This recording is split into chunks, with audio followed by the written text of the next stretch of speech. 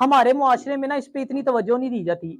आप बाहर के ममालिक में चले जाएं, वहां पे एज अ सब्जेक्ट इसको पढ़ाया जाता है। माँ का करैक्टर अगर अच्छा हो ना और माँ की हैबिट्स अच्छी हो तो वो यकीनन एक नेक बच्चे को जन्म देती है। मुसलमानों के यहाँ जब पहले बच्चे पैदा होते थे ना, तो जब वो बोलने के काबिल होते थे उन्हें कुरान पाक का अक्सर हिस्सा याद होता। हम नौकरी हासिल करने के लिए जो है ना वो बहुत सी किताबें पढ़ते हैं, लेकिन जन्नत हासिल करने के लिए कुरान नहीं पढ़ते हम। वो औरत से ना ड्यूरिंग प्रेगनेंसी मैथ के सवालात सोल्व करवाते हैं, पजल सोल्व करवाते हैं, ऐसी एक्टिविटीज करवाते हैं जिससे औरत का दिमाग चले। इंसान का लिबास और इंसान का जिस्म, ये इंसान की नफ्सियात पे बहुत असर करता है। कोशिश करें बावजू रहें। हम लोग ना इंसान हैं, हम जितनी मर्जी पेरेंटिंग की बुक्स पढ़ लें, हम अपने बच्चों की जितनी मर्जी अच्छी तरबियत कर लें, कहीं ना कहीं पे खामियां रह जाती हैं। एक दफा दूध पाक पढ़ लें सारे, अस्सलातु वस्सलामु अलैका या सय्यदी या रसूल अल्लाह व अला आलिका व अस्हाबिका या सय्यदी या हबीब अल्लाह। अच्छा, आपको याद होगा लास्ट टाइम हमने पेरेंटिंग टिप्स के हवाले से सीरियल एक स्टार्ट की थी। मेरा ख्याल है 3-4 उसके लेक्चर हुए थे। उसके उस हवाले से मैंने आपको एक बुक भी रिकमेंड की थी, या आपको याद होगा ये, आपका बच्चा कैसे कामयाब हो। बहुत अच्छी बुक है ये। मैं आपको अगेन कहूँगा कि इसको हर बच्चे के पास ही होनी चाहिए, बड़े के पास, बच्चे के पास। ये बुक हमें लाजमी रीड करनी चाहिए, ठीक है ना। तो अब भी आपको कहूँगा कोशिश करें, ये बुक परचेज करें, इसको पढ़ें।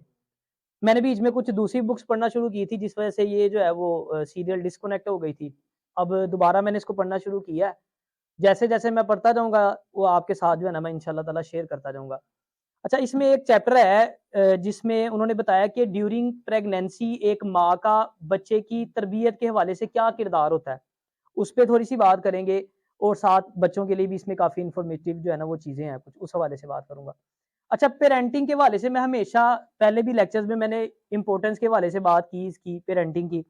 पेरेंटिंग एक ऐसा सब्जेक्ट है जो हर किसी का सीखना बहुत ज़रूरी है। चाहे वो मर्द है, चाहे वो औरत है, पेरेंटिंग सबको आनी चाहिए। हमारे मुआशरे में ना इस पे इतनी तवज्जो नहीं दी जाती। आप बाहर के ममालिक में चले जाएँ, वहाँ पे एज़ अ सब्जेक्ट इसको पढ़ाया जाता है। हम लोग ये चीज़ें तब सीखते हैं जब हमारी औलाद का बेड़ा गर्क हो जाता है। हमें फिर याद आता है कि पेरेंटिंग भी कोई चीज़ है। अच्छा, फिर ये अप टू डेट होती रहती हैं चीज़ें। जो पेरेंटिंग है ना वो आज के दौर के तकाज़ों के मुताबिक, जदीद दौर के जो तकाज़े हैं ना उनके मुताबिक सीखना बहुत ज़रूरी है।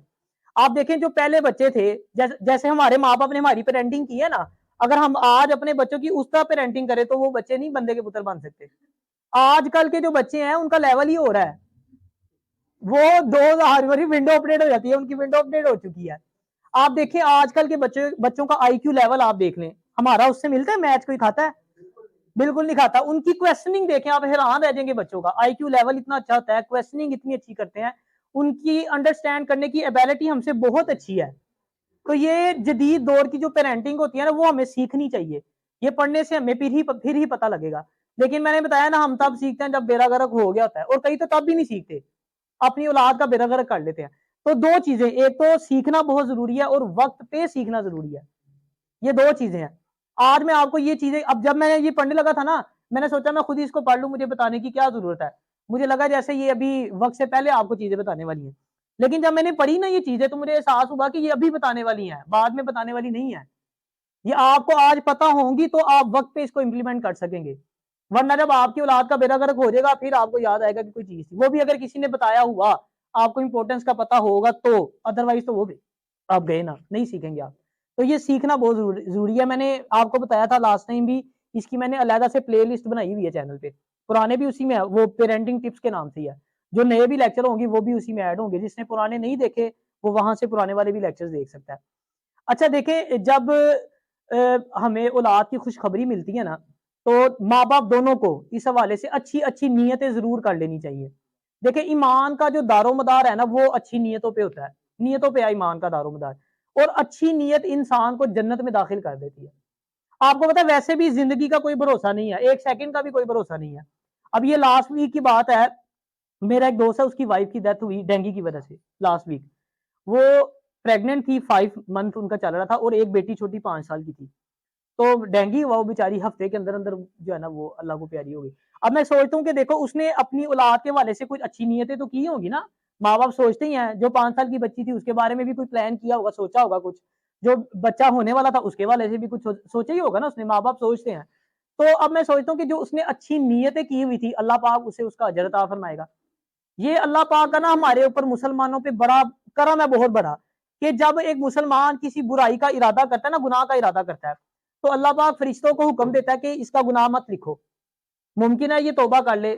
लेकिन जब नेकी का इरादा करता है तो अल्लाह कहता है लिख दो इसकी नेकी। और जब वो उस नेकी को कर गुजरता है तो फिर उसको कई गुना उसका अजर बढ़ा दिया जाता है, 10 गुना 70, जितना अल्लाह वो अपना रहमत जितनी अल्लाह पाक अपनी रहमत करना चाहे, वो उतने उस अमाल का अजर सवाब बढ़ा के अता फरमाता है। यानी गुनाह किया तो नहीं लिखा जाएगा जब तक आप वो गुनाह नहीं करते, और नेकी अगर नेकी का इरादा किया, अभी नेकी नहीं किया आपने, वो नेकी लिख दी जाएगी। इसलिए अच्छी नीयत पहले से कर लेनी चाहिए। मेरी शादी नहीं हुई थी अभी, मैंने पहले ही ये नीयत की थी कि मेरे घर बेटा होता है, बेटी होती है, मैं उसको हाफिज बनाऊंगा या हाफिजा बनाऊंगा, आलिम बनाऊंगा या आलिमा बनाऊंगा। ये मैंने शुरू से नीयत की हुई थी, अभी भी मेरी नीयत है। लेकिन मैंने बताया ना कि इंसान की जिंदगी का कोई भरोसा नहीं है, एक सेकंड का भी नहीं पता। लेकिन मैं अल्लाह ताला से उम्मीद रखता हूँ कि अगर मैं वो ना भी कर पाया तो मेरा अल्लाह ताला मुझे उसका अजर सवाब अता फरमाएगा। एक हाफिज का बाप होना, एक आलिम का बाप होना कितनी बड़ी सआदत की बात है। तो अच्छी नीयत की हुई है तो उसकी वजह से अल्लाह ताला हमें उसका अजर अता फरमाएगा। तो बताने का मकसद ये है कि अच्छी नीयत जरूर कर लेनी चाहिए। और फीमेल को खास तौर पे, क्योंकि जब आपको औलाद की खुशखबरी मिले तो एक तो अच्छी नीयत होनी चाहिए, दूसरा अच्छे अच्छे आमाल, अच्छे काम। देखें, माँ का करैक्टर अगर अच्छा हो ना और माँ की हैबिट्स अच्छी हो तो वो यकीनन एक नेक बच्चे को जन्म देती है। और जो बच्चा होता है ना वो माँ की बॉडी का हिस्सा होता है।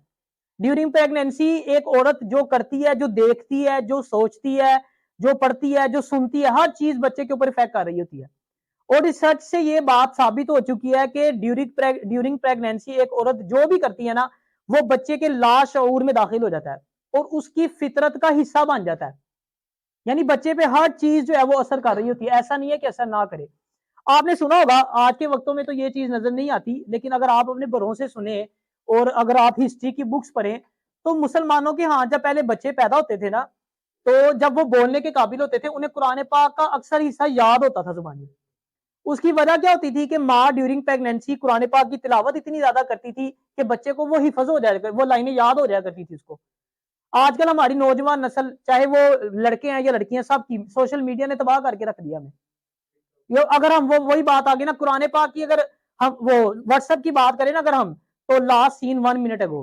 और अगर कुरान पाक की बात करें तो लास्ट सीन क्या है जी, 1 ईयर अगो। रमजान हम खोलते हैं, वो भी अगर हमें तौफीक मिल जाए अल्लाह की तरफ से, अदरवाइज वो भी कोई चक्कर नहीं है, नहीं हम खोलते। हम नौकरी हासिल करने के लिए जो है ना वो बहुत सी किताबें पढ़ते हैं, लेकिन जन्नत हासिल करने के लिए कुरान नहीं पढ़ते हम। आप यहूदियों को देख लें, वो अपने बच्चों की ना तालीम तरबियत पे बहुत ज्यादा जोर देते हैं। आप अगर उनके यहाँ जाए ना तो वहां पे ट्रेंड है, जब एक औरत हामिला होती है वो तनख्वाह समेत उसको छुट्टियां दे देते हैं। उससे कोई हार्ड काम नहीं लेते वो, ठीक है ना, उससे वो अच्छा और पुरसुकून माहौल मुहैया करते हैं जहां वो अच्छा सोच सके, अच्छा महसूस कर सके। वो उसे गमो, गुस्से, डिप्रेशन, इन चीजों से दूर रखते हैं। फिर उनके यहाँ एक ट्रेंड है, वो औरत से ना ड्यूरिंग प्रेगनेंसी मैथ के सवालात सोल्व करवाते हैं, पजल सोल्व करवाते हैं, ऐसी एक्टिविटीज करवाते हैं जिससे औरत का दिमाग चले। क्यों? उनका मानना यह है कि ऐसा करने से बच्चा ज़हीन पैदा होता है। मैंने बताया ना बच्चे की नफ्सियात पे असर होता है हर चीज का। जब माँ एक्टिविटीज ऐसी कर रही होती है ना तो बच्चे पे भी उसका असर पड़ रहा होता है। वो ऐसी एक्टिविटीज करवाते हैं। और यही वजह आप देख ले, यहूदी कितनी इतनी सी कौम है, यहूदी पूरी दुनिया पे हुकूमत कर रही है आज। अब ये जो आजकल हमने कैंपेन चलाई हुई है बाइकआउट की, आप देख लो कोई चीज ऐसी है जो उनकी नहीं है। आप जाके कोई चीज पे हाथ रखें, ज्यादातर चीजें उन्हीं की हैं, सारी बिजनेस कर रहे हो, पूरी दुनिया में कर रहे हैं बिजनेस। क्या है, औलाद की तरबियत अच्छी करते हैं वो। तो ये कुछ तो ये जो इब्तदाइया चीजें थी। अब कुछ जो राइटर ने इस बुक में चीजें बताई हैं करने की, कि ड्यूरिंग प्रेगनेंसी एक माँ को क्या चीजें करनी चाहिए, उस हवाले से भी कुछ चीजें बताऊंगा जो उसने बुक में लिखी हैं। सबसे पहला तो ये कि जैसे मैंने आपको पहले बताया कि अच्छा सोचना है, अच्छा पढ़ना है, अच्छा सुनना है, ये चीजें सारी बच्चे के ऊपर जो है वो असरअंदाज होती हैं। दूसरा वो कहता है डाइट का बहुत ख्याल रखें। देखें, बच्चे की नशोनुमा के लिए माँ की खुराक अच्छी होना जरूरी है। उसके लिए जो है वो दूध दही का इस्तेमाल करना चाहिए, सब्जियों का, फलों का इस्तेमाल करना चाहिए, मछली का, गोश्त का मुनासिब मिकदार में। ये आप डॉक्टर से भी बंदा मशवरा कर सकता है, किसी को कोई चीज सूट करती है, किसी को नहीं भी सूट करती। और फास्ट फूड हो गया, कोल्ड ड्रिंक्स हो गई, और इसी तरह मिर्च मसाले वाली बहुत ज्यादा जो चीजें होती हैं उनसे परहेज करना चाहिए। अच्छा, मजे की बात है, आजकल मैंने अक्सर देखा लेडीज, वो उनको क्रेविंग होती है कोई ना कोई चटपटी चीजें खा रही है इस पीरियड में ना, वो गंद वाला खाने का दिल करता है बंदे का। लेकिन बच्चे के लिए बहुत ज्यादा नुकसानदायक चीजें होती हैं, इसलिए इन चीजों से भी बचना चाहिए। अपना भी ख्याल करे इंसान, अपने बच्चे का भी ध्यान रखे, क्योंकि जो कुछ हम खाएंगे वो जाहिर बात है बच्चे के ऊपर उसका असर तो होना है। तो ये इन चीजों का भी ख्याल रखना चाहिए। हाँ, अगर इस्तात नहीं है, हर बंदे के घर के हालात अलग अलग है ना, अब हर बंदा ना फल अफोर्ड कर सकता है, ना जो है वो गोश्त अफोर्ड कर सकता है। अगर किसी के पास इतनी इस्तात नहीं है तो भी परेशान होने की जरूरत नहीं है। जो अल्लाह पाक ने आपको अता किया है उसमें रहते हुए अल्लाह का शुक्र अदा करें, आप जो है वो खाए अल्लाह का नाम लेके। फिर उसके अलावा जो है ना वो वॉक बहुत अच्छी होती है, आपको पता है। एक्सरसाइज भी करनी चाहिए, वो एक्सरसाइज के वाले से डॉक्टर से मशवरा करना चाहिए, जो वो एक्सरसाइज बताए वो वाली करनी चाहिए, ठीक है। और इसके अलावा खुद को पाक साफ रखना चाहिए। देखिए, इंसान का लिबास और इंसान का जिस्म, ये इंसान की नफ्सियात पे बहुत असर करता है। कोशिश करें बावजू रहें, इससे बच्चे पे बड़े से अच्छे जो है वो असरात पड़ते हैं। वैसे भी बावजू रहने से इंसान की रूह को सुकून मिलता है, तो इसलिए जो है वो बावजू रहना चाहिए। उसके अलावा जो है वो इस पीरियड में ना ड्यूरिंग प्रेगनेंसी एक औरत अल्लाह ताला के बहुत करीब होती है, उसको दुआएं मांगनी चाहिए अपने लिए, अपने बच्चों के लिए, बाकी उम्मत मुस्लिमा के लिए भी दुआ करनी चाहिए। करीब होती है ना, दुआएं कबूल होती हैं। और उलमा कुछ मसनून दुआएं भी इस हवाले से बताते हैं इस पीरियड में पढ़ने के लिए, वो भी जो है हमें पढ़ लेनी चाहिए। और इसके साथ साथ जो है ना, हाँ, स्टार्ट का जो सा पीरियड, पहला मंथ और लास्ट के जो 3 माह होते हैं, ये बहुत अहम होते हैं। इसमें कोशिश करनी चाहिए कि सफर से परहेज करना चाहिए, ज्यादा सफर नहीं करना चाहिए। हाँ, आउटिंग वो होता है ना, बाज़ औक़ात बंदे का दिल कर रहा होता है, दिल घबरा रहा होता है, उस हवाले से बंदा थोड़ी बहुत वॉक या आउटिंग वगैरह कर ले, तो उसमें कोई जो है ना वो हर्ज नहीं है। और एक और बड़ी अहम चीज मैंने बताया ना, जो देखते हैं, जो सोचते हैं, जो पढ़ते हैं, ये असरअंदाज होता है। तो रीडिंग जो है वो अच्छी रीडिंग करनी चाहिए। उस हवाले से मैं 3 चीजें आपको सजेस्ट करूंगा कि कोशिश करें। 9 माह का पीरियड ना बहुत होता है। 9 माह के पीरियड में इंसान कुरान पाक की पूरी तफसीर पढ़ सकता है, नबी अलैहिस्सलाम की सीरत मुबारिका पढ़ सकता है। ये 2 काम तो लाजमी करें, एक तो सीरत मुबारिका पढ़ें और उसके अलावा कुरान पाक की तफसीर खत्म करें। और एक और चीज जो मैंने बताया, पेरेंटिंग की बुक्स जरूर रीड करें। ये सारे बच्चे आप भी याद रखें, अब इसे कोशिश करें अपनी हैबिट में इसको शामिल कर लें। कुछ ना कुछ थोड़ा बहुत पेरेंटिंग के हवाले से पढ़ना चाहिए। देखिए, नबी अलैहिस्सलाम की हदीस पाक है कि हर शख्स, जिसका मफहूम है हर शख्स ना गडरिया है और उससे उसके रेवर के बारे में सवाल होगा। अब ये बड़ी वसी है हदीस पाक, इसमें एक बाप भी आ जाता है, एक ऑफिस, यानी जिसके भी सबॉर्डिनेट कोई है। अब एक खावंद है, उसके सबॉर्डिनेट, उसकी बीवी भी है, उसके बच्चे भी हैं, उससे उनके बारे में सवाल होगा। और इसी तरह बेटियों के बारे में आपने सुना होगा कि जिसकी एक बेटी है, उसने तो उसकी अच्छी तरबियत की, उसकी शादी कर दी, अल्लाह ताला उसको जन्नत में, उस बेटी हाथ पकड़ के क़यामत वाले दिन उसे जन्नत में लेके जाएगी। अच्छी तरबियत की होगी तो ना, और पेरेंटिंग सीखी होगी तभी हम अच्छी तरबियत करेंगे ना। इसलिए कि मैं बार-बार इस पे फोकस इसलिए कर रहा हूँ कि ये बहुत अहम चीज़ है, इसको लाइट नहीं लेना आपने। पेरेंटिंग को सीखें आप, सीखेंगे तो अमल कर सकेंगे और बर वक़्त सीखें इसको। जदीद दौर के तकाज़ों के मुताबिक सीखें। और दूसरी चीज़, एक और प्रॉपर चेकअप इस पीरियड में जो है वो, हमारे घर में ना हर बंदा यतीम है। ज़रा-सा कोई हो ना, हर कोई बीमार हो जाए ना, कोई कुछ बताएगा, कोई कुछ बताएगा, तो ये हकीमी टोटकों से बाहर रहना चाहिए। बंदे को कोशिश करनी चाहिए कि डॉक्टर से जो है वो मशवरा करे जाके, जो भी कोई प्रॉब्लम हो। हाँ, इस हवाले से ये बॉयज़ बॉयज़ को मैं एक चीज़ सजेस्ट करूँगा, ये मैं तकरीबन 2.5-3 साल मिनिस्टर हेल्थ के साथ रहा हूँ। मैंने बहुत ये ऑब्ज़र्व किया है कि लड़कों को इस बारे में पता ही नहीं होता। बाद में हमारी फैमिली उसकी वजह से जो है ना वो सफ़र होती है। अब क्या करते हैं, जब पहला मंथ, दूसरा मंथ स्टार्ट होता है ना, आपको पता है कार्ड वगैरह बनता है। हॉस्पिटल में जाते हैं, वो एक कार्ड आपको बना के देते हैं, ठीक है ना? तो वो अब क्या करते हैं, कइयों का मूड होता है कि हमने प्राइवेट करवाना है केस। ठीक है ना? अब वो क्या करते हैं, सरकारी तो कार्ड बनवाते नहीं जाके, अब वो प्राइवेट चेकअप करवाते रहते हैं। और प्राइवेट आपने हॉस्पिटल्स को देखा होगा, जरा केस बिगड़े वो कहता है जी आप सरकारी ले जाए। अब सरकारी हॉस्पिटल वाले ऐसे केस नहीं पकड़ते। मैं आपके नॉलेज में इजाफा करने के लिए चीज बता रहा हूँ, सरकारी हॉस्पिटल्स का एक असूल है कि जब आप first month, second month, 3 month में जाते हैं चेकअप करवाने के लिए, वो आपका एक कार्ड बना देते हैं, ठीक है। उस कार्ड का मतलब ये होता है ये पेशेंट इस हॉस्पिटल का पेशेंट है। अब जब आप जाते रहते हैं, वो कार्ड पे हिस्ट्री लिखते रहते हैं, उनको पता था ये पेशेंट हमारा है। लास्ट में जब आप लेके रहते हैं, वो प्रॉपर पेशेंट को एडमिट करते हैं और प्रॉपर उसका इलाज करते हैं, सारा ये तरीकाकार होता है। अब जब आपका कार्ड नहीं बना होता, लास्ट पे आप पेशेंट उठा के लेके रहते हैं, वो कहते हैं हमारा पेशेंट ही है, हमने नहीं लेना। उसकी वजह क्या थी है, अब केस हिस्ट्री डॉक्टर को नहीं पता होती, प्राइवेट वालों ने जिस तरह भी पेशेंट को चलाया है, एंड पे अगर कोई मसला हो जाता है, केस बिगड़ जाता है, तो नाम किस पे आता है, उस हॉस्पिटल पे आता है। अब वो सारी रिस्पॉन्सिबिलिटी किस पे आती है, उस हॉस्पिटल के एमएस के ऊपर। केस बिगड़ गया, गवर्नमेंट ने कहना है इस एमएस को फारग कर दो नौकरी से, इसको सरेंडर कर दो। वो सारा, अब जाहिर बात है अपनी नौकरी पे तो कोई बात नहीं आने देता, हर्फ नहीं आने देता। तो वो कहते हैं भाई कार्ड बना होगा तो हम पेशेंट पकड़ेंगे, अदरवाइज हमने पेशेंट नहीं पकड़ना। अब ये कल परसों की बात है, एक दोस्त था, उसने कहा यार लेडी एचिसन से कार्ड बनवाना था, चेकअप करवाना था। उसने मुझे पूरी बात नहीं बताई, कहता जी वो हमने चेकअप करवाने के लिए जाना। मैं कहा ठीक है आप चले जाओ। दोस्त था, उसको कह दिया। उधर गए तो पता लगा जी आखिरी माह चल रहा है, कार्ड बना तो ही नहीं हुआ। पहले वो प्राइवेट सारा चेकअप करवाते रहे, अब वो कहते हैं जनाब हमारा कार्ड बनाए। उन्होंने कहा कार्ड तो नहीं बन सकता। अब ये हो सकता है कि जब तबीयत खराब होगी इमरजेंसी में ले तो हम ऑपरेट कर देंगे। अब वो जिम्मेदारी कौन उठाएगा? कोई भी नहीं। अब बात में लगे ना बंदा उधर का रहा ना इधर का रहा। अब ये कसूर किसका है? हस्बैंड का कसूर है। उसको चाहिए कि वो वक्त पे, ये चीजें मैं आपके नॉलेज में इसलिए ला रहा हूँ, इस पीरियड से हर बंदा गुजरता है, इसमें शर्म मानने वाली कोई बात नहीं है। आप जब पहला मंथ है दूसरा मंथ है प्रॉपर, हाँ इसका एक तरीका, अगर आप नहीं सरकारी करवाना चाहते, प्राइवेट करवाना चाहते हैं केस, कार्ड फिर भी बनवा लेते आतन, दूसरे मंथ में जाए कार्ड बनवाए, उसके बाद आप प्राइवेट चेकअप करवाते हैं। अगर एंड पे आपका मूड है, समझ आती है, प्राइवेट करवाए, नहीं तो आप सरकारी लेके जाएंगे, जहां का कार्ड बना होगा वो प्रॉपर वहां पे आपका केस ट्रीट कर लेंगे इसको।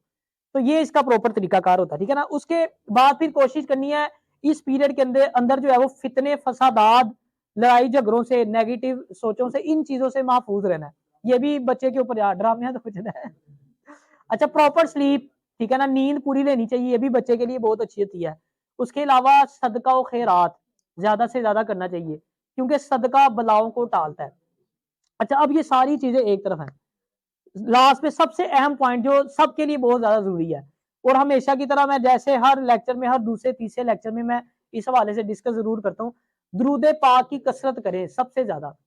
देखें जो दुरूद पाक है ना, वो ना सिर्फ आपको, वो आपकी औलाद को, आपकी औलाद की औलाद को भी फायदा पहुंचाता है दुरूद पाक। हम लोग ना इंसान है, हम जितनी मर्जी पेरेंटिंग की बुक्स पढ़ लें, हम अपने बच्चों की जितनी मर्जी अच्छी तरबियत कर ले, कहीं ना कहीं पे खामियां रह जाती हैं जो हम नहीं पूरी कर पाते। जो बंदा दुरूद पाक पढ़ता है, नबी अलैहिस्सलाम की खास नजरे करम उस पर हो जाती है। तो जब हमारी कमियां कोताहियां थी हमारे अंदर भी और हमारी औलाद के अंदर भी, वो दुरूद पाक जो है ना वो उन खामियों को पूरा कर देता है। वैसे भी जब आपके बच्चे छोटे हों, थोड़ी सी उनको ना फीडिंग करना शुरू कर दें, थोड़ा थोड़ा दुरूद पाक के वाले से, आहिस्ता आहिस्ता अपने बच्चे को इस चीज का यकीन दिलाएं कि तुम्हें दुनिया में जो भी मुश्किल पेश आए, जब भी कोई अपनी जिंदगी में मुश्किल पेश आए, दुरूद पाक का सहारा लो। उसे इस चीज का यकीन दिलाएं। उसमें आपको मुख्तलिफ उसको जो है ना वो प्रैक्टिस करवानी पड़ेगी चीजों की, वो प्रैक्टिस करवाएंगे उसका यकीन पक्का होगा। आपको मैं मिसाल देता हूँ लास्ट वीक की, मैंने आपको पहले भी बताया था, मैं जब गाड़ी पार्किंग पे लगाने जाता हूँ ना, मेरी आदत है मैं अपनी बेटी को साथ ले जाता हूँ, क्योंकि वो 10-15 मिनट होते हैं मेरे पास, मैंने गाड़ी पार करनी होती है, फिर कोई नाश्ता वगैरह ले लिया, कोई चीज लेनी है, वो मैं उसको साथ ले जाता हूँ। रास्ते में मैंने कोई ना कोई जो है ना वो तजर्बा करना होता है उसके ऊपर। अच्छा अब लास्ट वीक की बात है, अल्लाह की तरफ से मैं आपको बता रहा हूँ, कोई मौका आपने पेरेंटिंग का जाया नहीं जाने देना। जहां आप देखो ना मौके पे चौका लगाने आना चाहिए आपको, एक्टिव रहे हमेशा। आप देखिए कहाँ पे क्या अभी क्या मौका है, इस मौके पे मैं क्या कर सकता हूँ। मैं उसको ले गया गाड़ी लगाने के लिए, उसके हाथ में वो टेडी बेयर सा था, मेरा ख्याल है वो खरगोश सा था छोटा सा। तो उसने वो हाथ में पकड़ा, मैंने उसको पहले पूछा ये क्यों साथ ले आई हो, कहती बहुत प्यारा, मैंने इसको अपने साथ साथ रखना है। मैंने कहा चलो पकड़ी रखो। मैंने पहले गाड़ी पार की, गाड़ी पार करके मैंने बेकरी से नाश्ता लेना था, वो नाश्ता पकड़ा मैंने। वहां से मैं मेडिकल स्टोर पे गया ना जब, तो जब मैंने मेडिसिन परचेज की, मेडिकल स्टोर से मेडिसिन लेके मैं फ्रूट वाली रेडी पे खड़ा हूँ, तो उसने शोर मचा दिया। मैंने कहा क्या हुआ है, कहती वो मेरा बालू गिर गया कहीं पे। वो बच्चे आपको पता है वो जनाब आंसू आने शुरू हो गए, वो रोना शुरू कर दिया उसने वहीं खड़े हो गए। मैंने कहा पीछे कहीं गिर गया होगा, अभी वापस जाते हैं तो देख लेते हैं। उसने मुझे एक कदम आगे नहीं जाने, उसने कहा पहले देखना है फिर आगे जाएंगे। अब मैं मेडिकल स्टोर पे गया, पहले मैंने उससे पूछा यार यहाँ भूल तो नहीं गई, उसने कहा नहीं यहाँ नहीं है। मैंने उसको कहा अच्छा, मैंने आगे से फ्रूट लेना था, मैंने कहा आगे से होके आते हैं तो फिर हम देख लेते हैं। आधा रास्ता गए, वो रो ही जा रही है, आंसू टपक रहे हैं, वो कोई उठा के ले जाएगा, भालू को उठा के ले जाएगा। अब वो मैं बेबस हो गया, सारी बात है, उसने मुझे आगे ना जाने दिया। अब मैंने इसका चलो पहले हम देख लेते हैं। अच्छा मैं उसको लेके वापस मुड़ा, मेरे जेहन में ऐसे ही आया, मैंने कहा कि ना आप ऐसा करो, आपका भालू घूम गया ना, दुरूद पाक करो आपका भालू मिल जाएगा। अच्छा और रो रही है, आंसू टपक रहे हैं, ऊंची ऊंची सल्लल्लाहु अलैहि मोहम्मद पढ़ी जा रही है, बच्चे आपको पता है। अच्छा अब मैं भी थोड़ा अंदर से घबरा रहा हूँ, मैं अंदर अंदर मैं भी अल्लाह से दुआ कर रहा हूँ, अल्लाह लब जावे। देखो एक होता है ना आजमाइश भी होती है, हम जैसे बड़े हैं हम कुछ मांगते हैं, बाद वक्त नहीं मिलता, वो अल्लाह की बेहतरी होती है अल्लाह की तरफ से कोई। अब मैंने उसको कह दिया कि मैंने कहा दूध पाक पढ़ो आपका भालू मिल जाएगा, मैंने उसको ये पुख्ता यकीन दिलवाया, साथ में अंदर से दुआएं मांगे, मैं अल्लाह लावरी आज इज्जत का सवाल है, इसका यकीन तो बच्चा है ना, बच्चे का यकीन आपको पता है, बच्चा बात पकड़ लेता है। मैंने कहा उसका यकीन ना टूट जाए, मैं अंदर अंदर दुआएं मांग रहा हूँ। अच्छा वो मैं गया पार्किंग का, मैंने वो रास्ते में तो नहीं मिला, अब मैं दुआ करूँ या अल्लाह गाड़ी में ही पड़ा हो। वो पार्किंग का दरवाजा खोला, उछाल उठाया, जब दरवाजा खोला वाकई अंदर था। अब बच्चा देखिए आप कितना असर लेता है, उसने जैसे ही पकड़ा उसने कहा बाबा ये कहाँ से मिल गया है, तो बाहर गिरा हुआ था, अल्लाह ताला ने कहा इसको अंदर गाड़ी में चलाइए, अंदर चला गया, मिल गया। मैंने कहा हाँ देखो, मैंने कहा आपने दूधे पाक पढ़ा था ना, इस वजह से ये मिला है। अच्छा घर आने की देर थी, मैं घर आया, मैंने सामान रखा ना, मुझे नहीं पता कहाँ गई है। बाद में पता लगा चाची के रूम में गई है। चाची को जाकर उसने बताया कि मेरा भालू घूम गया था, तो मैंने दुरूद पाक पढ़ा, अल्लाह ताला ने उस भालू को कहा गाड़ी में चले जाओ, और वो गाड़ी में चला गया, तो मुझे वहां से मिल गया। असर देखे बच्चे ने कितना ज्यादा लिया उस चीज का। मैंने तय कि आपने देखना, पिछले वीक की बात है, वो बच्चों ने कहीं पे देखा होगा, गला गुला कार्टून में देख लिया होगा, गला पैसे जोड़ने के लिए उसने कहीं रोला डाला, तो मेरी मिसिस ने दोनों को, छोटी 2.5 साल की है, बड़ी 5 साल की हो गई होगी तकरीबन, दोनों को ना उसने छोटा गला ला के दे दिया। अच्छा मेरी आदत पैसों की सेविंग के वाले से ना मेरी थोड़ी सी नेचर हो रहा है, वो मेरी बेगम क्या है कि पैसे जोड़ने चाहिए थोड़े जोड़ जोड़ के, उसने इस सेंस में ला के दिया कि बच्चों को पैसे जोड़ने की ना आदत होनी चाहिए। ये भी अच्छी बात है, इसको बुरी बात नहीं है, लेकिन अब मुझे जो टेंशन लगी ना, मैंने कहा कहीं इससे बच्चा ये ना सीख ले कि जोड़ जोड़ के रखना है, पास रखना है, देना किसी को नहीं। अब मैं आपको बताना चाह रहा हूँ, आपने हर जगह पे पेरेंटिंग करनी है, सीखनी है चीजें। ये अब मैं इन चीजों से पीरियड से गुजरा हूँ, मैं आपसे अपने तजुर्बात शेयर करता हूँ। आपके बच्चे होंगे, आपने अपने हिसाब से इंप्लीमेंट करनी है चीजें, लेकिन बता रहा हूँ मौके पे चौका लगाना, आपने देखना कहाँ पे मैं कुछ सिखा सकता हूँ। अच्छा अब दोनों को मैंने सिखाना था कुछ ना कुछ, गले से गला तो आ गया, और पैसे पहना शुरू हो गए बीच। अब मैंने टेंशन पे आ गई कितने है ना, कह के पैसे देने किसी ने नहीं। अब मैंने उसको एक चीज सिखाई, मैंने उसको कहा आपने ये जो गले में पैसे जोड़ने ना, इससे क्या करोगी, पहले तो मैं जोड़ के रखूंगी, मैं जीजी खाऊंगी। मैंने कहा आपने जीजी खानी है, लेकिन जब आपने गला तोड़ना है, बहना को छोटी को गिफ्ट लेके देना है, मामा को गिफ्ट लेके देना है, दादो को गिफ्ट लेके देना है, दादा को गिफ्ट लेके देना है। मैंने उसको बताया कि जब आपने तोड़ना है ना, अपनी चीज भी खानी है, लेकिन बाकी सबको गिफ्ट भी देने हैं। अब वो उसके जेब में बात बैठ गई, मैंने रोज उसको 10 रुपए देता हूँ, गले में डालो, साथ उसको पूछता हूँ क्या करोगी इसका, फिर वो बताती है, उसके माइंड में बार बार फीड कर रहा हूँ। गाड़ी लगाने लेके जाता हूँ, मैं उसको फिर पूछता हूँ रोजाना, और मैंने एक उसको आदत डाली, अच्छे बच्चे क्या करते हैं, फिर वो बताती है, मैंने उसको बताई हुई 3-4 चीजें कि ये अच्छे बच्चे करते हैं, वो रिपीट करेगी, बार बार जेहन में बैठता है ना। फिर गले का पूछता हूँ, अच्छा गले में जो पैसे जोड़ी इसका क्या करोगी, फिर वो रोज बताती है मुझे, पक्का हो रहा है। अब ये छोटी थी, अब उसमें तो इतनी सेंस नहीं 2.5 साल के बच्चे में, अब उसको क्या करना है। अब मुझे आप बताओ 2.5 साल के बच्चे को आप गले से क्या सिखा सकते हो, बताओ जरा, कोई सवाल आपके दिल में आके ये बच्चा सीख सकता है, 2.5 साल का बच्चा, एक गला उसके हाथ पकड़ाया हो तो। ये आपने चीजें सोचनी है, ठीक है ना, सोच के ही कुछ ना कुछ करेंगे ना, ये आपने माइंड अप्लाई करना है। अब मेरे जेहन में है, मैंने कहा ये छोटी सी है, इसको ये तो मैं कह नहीं सकता आपने सबको गिफ्ट देने, उन्हें बोलना नहीं आता सही तरह। अब उसको ये पता है सिक्का कोई चीज होती है, कोइन को कहती है नॉइन, 2.5 साल के नॉइन, नॉइन बाबा नॉइन चाहिए। अब मैंने सोचा इसको एक लर्निंग इसकी यहाँ से हो सकती है। अब मैं उसको बोला क्या करता हूँ, बड़ी को 10 रुपए देकर उसको बताता हूँ कि तुमने ये काम करने हैं। अब छोटी को कहता नॉइन चाहिए, कहती हाँ नॉइन नॉइन चाहिए बाबा। मैं उसको कहता हूँ चलो अल्लाह ताला से दुआ मांगो, अल्लाह ताला नॉइन दे दो, छोटी अल्लाह नॉइन दे दे, अल्लाह नॉइन दे दे, ऐसे दुआ कर रही होती है, साथ में साइड पे करके ना ठीपा रख देता हूँ। तो कहता हूँ जब 2-3 दफा बोले अल्लाह नॉइन दे दे, तो अल्लाह ताला ने नॉइन दे दिया। अब वो पकड़ेगी और सिक बीच में डाल देगी। अब वो इससे क्या लर्न कर रही है कि मैंने जो मांगना है मैंने अल्लाह से मांगना है। अब उसकी इतनी अच्छी हैबिट डेवलप हुई, 2.5 साल की है वो, अगर वो बाजार जाती है ना, कोई उसने टॉय देख लिया, तो वो अम्मी नहीं कहती मैंने टॉय लेके दो, अल्लाह टॉय, अल्लाह टॉय, अल्लाह टॉय, ऐसे दुआ मांगने लग जाती है। यानी बच्चा सीखता है। बताने का मकसद ये है कि जो आप, छोटा बच्चा ना रिकॉर्डिंग मशीन की तरह है। हाँ आप उसको जो चीज कहेंगे ना, वो उस पर इतना अमल नहीं करेगा, जो उसको करके दिखाएंगे उस पर अमल करेगा। अब मेरी बेटी को इतनी ज्यादा आदत हो गई है कि मैंने उसको शुरू से आदत डाली, जब मैं गाड़ी लगाने लेके जाता हूँ ना, रास्ते में कोई फकीर नजर आ जाए, मैं खुद नहीं देता, मैं उसके हाथ पकड़ाता हूँ कि आप दो। अब कभी कभी ऐसा था टूटे में नहीं पड़े होंगे ना, उसने कहना बाबा वेख लिया उन्हें मेरी जान नहीं छड़नी, उन्हें कहना पैसे देगा बा एनु मैं दांगी तो फिर मैं अगे जाना है, थोड़ा डालेगी कि वो पीछे खड़ा था आपने उसको पैसे क्यों नहीं दिए। यानी ये हाल बच्चे का हो जाता है, लर्न करता है बच्चा, हर चीज सीखता है। तो ये पेरेंटिंग एक बड़ा वास्ट सब्जेक्ट है, इसको सीखें और वक्त पे सीखें, इससे पहले कि देर हो जाए। अभी आपकी देखें ना, अभी लर्निंग की आपकी उम्र है, अभी आप सीख रहे हैं, आपके पास वक्त भी होता है पढ़ने का, फिर शादी होती है और बड़ी जिम्मेदारी आ जाती है, ठीक है ना, फिर आपने सामान भी लेके आना है और सौ मसले मसाइल है, फिर पढ़ने का इतना टाइम नहीं मिलता आपको। मेरा तो खैर काम ही पढ़ने का ना, इसलिए मैं पढ़ता रहता हूँ। हर बंदे की अलग एक्टिविटीज होती है, तो जब आप थोड़ा थोड़ा पढ़ेंगे, थोड़ा थोड़ा लर्न करेंगे, तो आपके बच्चे भी सीखेंगे आपसे, ठीक है ना। अल्लाह ताला अमल की तौफीक अता फरमाए।